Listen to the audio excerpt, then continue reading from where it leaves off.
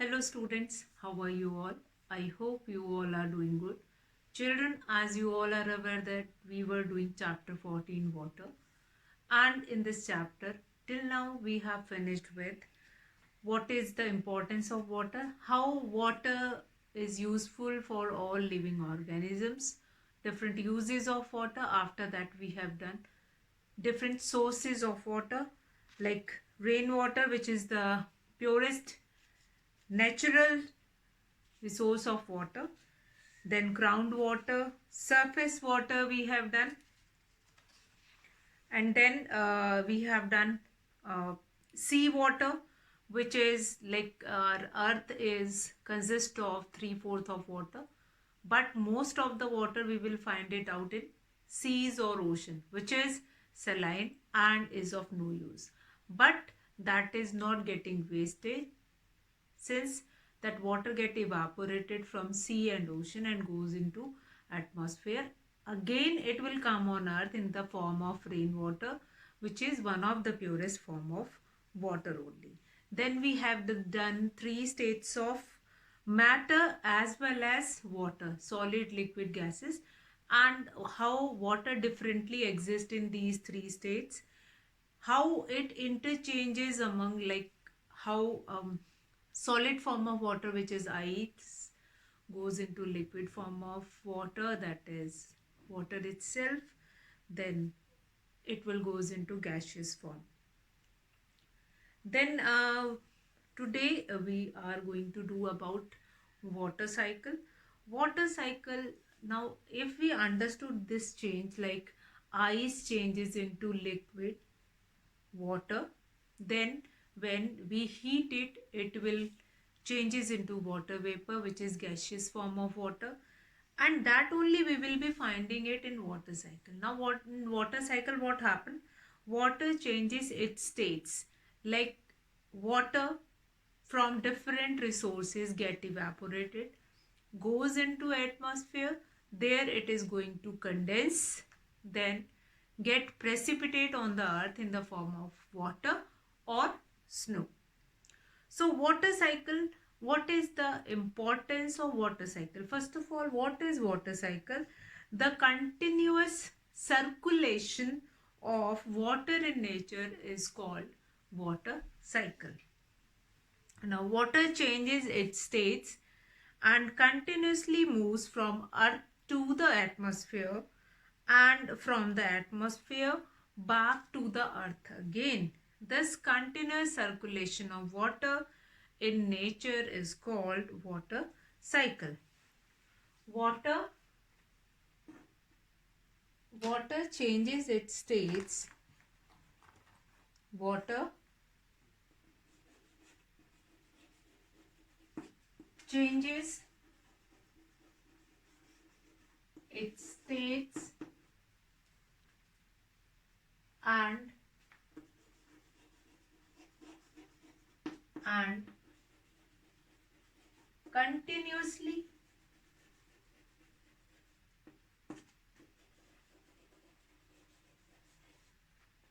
continuously moves from continuously moves from the earth to the atmosphere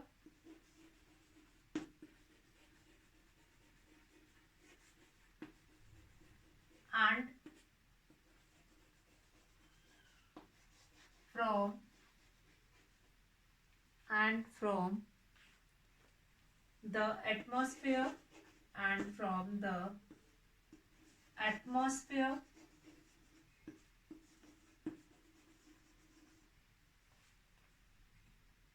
back to the earth again, back to the earth again.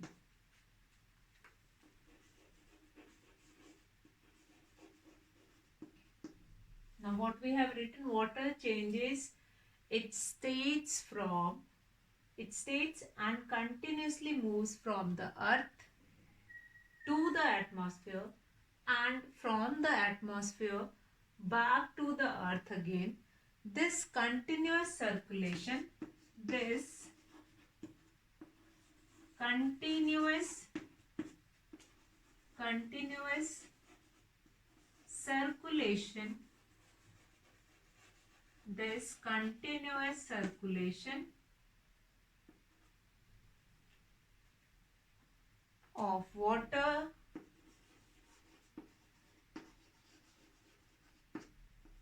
in nature is called, water in nature is called water cycle, is called water cycle. So what we understood here, this continuous circulation. First of all, how it circulates. Water changes its states and continuously moves from the earth. That is evaporation. Due to evaporation, it continuously goes into water from different resources, goes into atmosphere, means it is changing its states. From the liquid form, it will changes into water vapor. From the earth to the atmosphere, and from the atmosphere back to the earth again. Now this continuous circulation of water in nature is called water cycle. Simple question is this: what is water cycle? So what is your answer? This will be your answer. What you are going to write for this, that is water changes its states, continuously moves from the earth to the atmosphere, and from the atmosphere back to the earth. This continuous circulation of water in nature is called water cycle. Then what is water cycle? What is water cycle? That question may arise, and for better understanding of this water cycle, we will study first the four phenomenon. Though many times I have repeated those four phenomenon, that is evaporation, condensation, precipitation, as well as transpiration. So let us discuss one by one evaporation and rest of the evaporation first, and then we'll discuss transpiration, condensation and precipitation. Now children, what you need to do it is, you can take a screenshot here.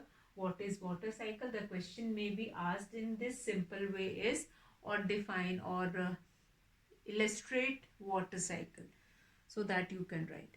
Now first we will understand four basic phenomenon which help to regulate this water cycle in the nature. So let's start with evaporation. First, foremost basic phenomenon, that is evaporation. First one is evaporation.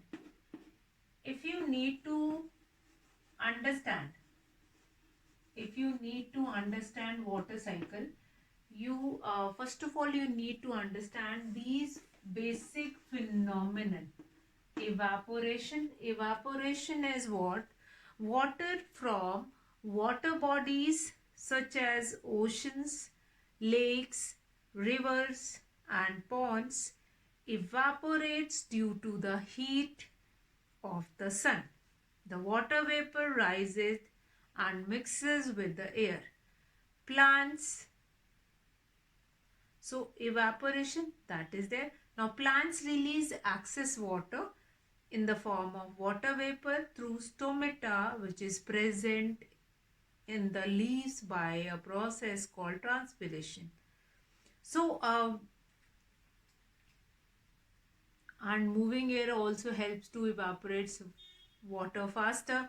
So evaporation, basically what happened, that water from different resources, like whatever, wherever it is, whether it is in river, lake, pond or wherever. From there the water will changes into water vapor and rises up into the air. Rises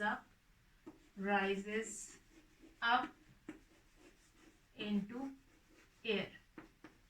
Similarly, now not only evaporation, if we are discussing transpiration also, transpiration also.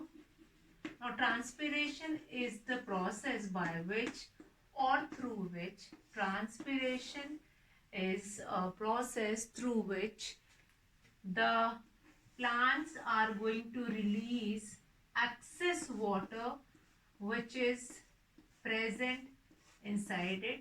Small stomata they have, and through that small stomata they release, what they release? They release stomata, small stomata are there, which they release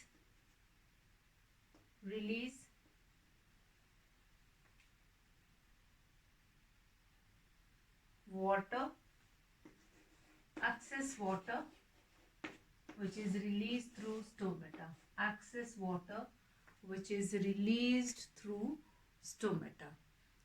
So now next what we have, if we understood this evaporation and transpiration in both these process, like transpiration, excess of water release, and due to evaporation that excess of water which is present on the surface of leaf, that will goes into atmosphere. Again, evaporation, transpiration both are important. Once the water vapor reaches into air, then which process will be there? Now that water vapor is present in the air.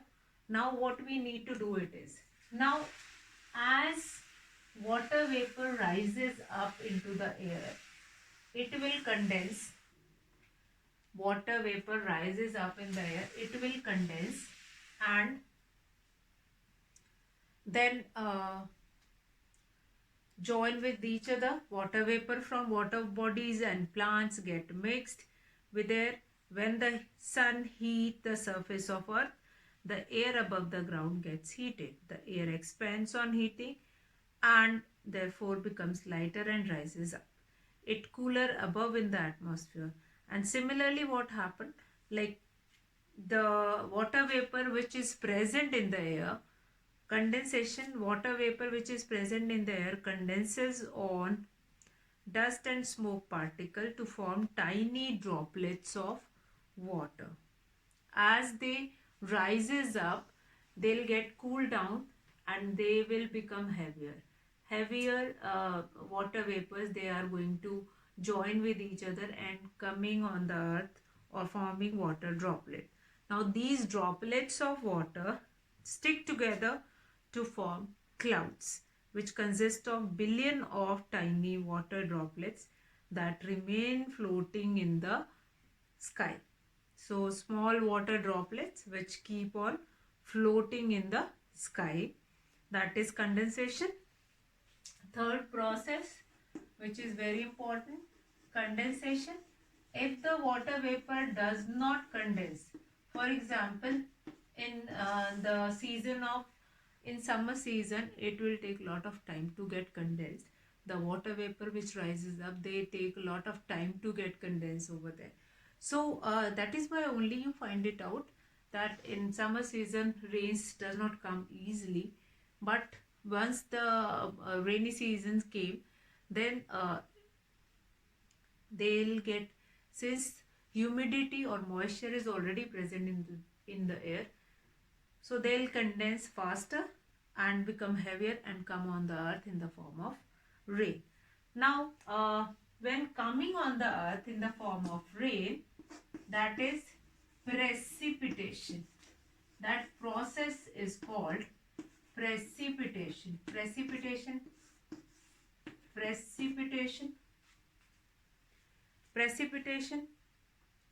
the water droplets which rise up, goes into atmosphere higher up and then get precipitate. As more and more of these water droplets combine, the clouds get heavier. Eventually, the clouds cannot hold the heavy water droplet in the air. They start to fall to the ground as rain. Now, the process by which water vapor present in the atmosphere condenses and falls down as rain is known as precipitation. Sometimes, when it is very cold, the water drops may freeze and fall as hail or snow. So, precipitation, water droplets which are already present in the air, they'll get condensed. They comes on the earth in the form of rain. Once it get heavier, then only they'll comes on the earth in the form of rain. And then this process is called precipitation. Wherever if the temperature is more cooler, then it comes in the form of snow or hail. So the amount of rainfall varies from one place to place. Like the place which have humidity in the air, they get more rain and rain. But the dry places like desert area, they will not get, since moisture is not present into the air. So they will not get that much rainfall, whereas the other areas where we have humidity in the air, they'll get more and more rainfall. Then now the amount of rainfall varies from place to place. A place where we get uh, more often will get rainfall, and that area must be suffering from some such kind of severe situations like flood. So they'll getting into that kind of a condition that if it rains heavily, then they will be having this condition of flood, where the bank of the river get overflows, and it is not uh, that the area which is nearby, that will be submerged into water. As well as if there is no rainfall for plenty of time, or for a long, abnormally for a long period of time, if will be no rain, then they will be getting such kind of a severe condition, that is drought. So drought, in earlier period when we do not have tube well or hand pump, certain artificial source or different resources which help them to take it out water. So at that time what happened, that is, will get such kind of a condition, drought. And if it rains heavily, then it will get a condition of flood. So both these terms are very important in terms of water. Like the abnormally long period of no rain is very, or very little rain is called drought. Number two, the rainfall is so heavy that river rises above their banks to overflow to the nearby areas, and the land gets submerged in water. Now this kind of a condition is called flood. So drought and flood are natural calamities or disasters which affect the lives of thousands of people. So we'll be discussing this only. To case study also we'll be discussing, that is related to the that is drought as well as flood. So now the soil which is dries up and crack up, that kind of a condition rises up due to drought only, and both plant and animal life both will be badly affected. Now so this flood and drought, that introduction of these two terms we have done just now. So that only we will be discussing in tomorrow's class. So today we have done few basic concepts which is related to water cycle, how water cycle goes into atmosphere, how it runs into atmosphere, that also we will see. Then needs and availability of water also we will be doing it. So you just go through that water cycle and how this four basic steps which we have done, like evaporation, condensation, transpiration and precipitation, will help you to understand that water cycle. So Rest of the things we will be doing it tomorrow. That's all for today, children. Have a good day.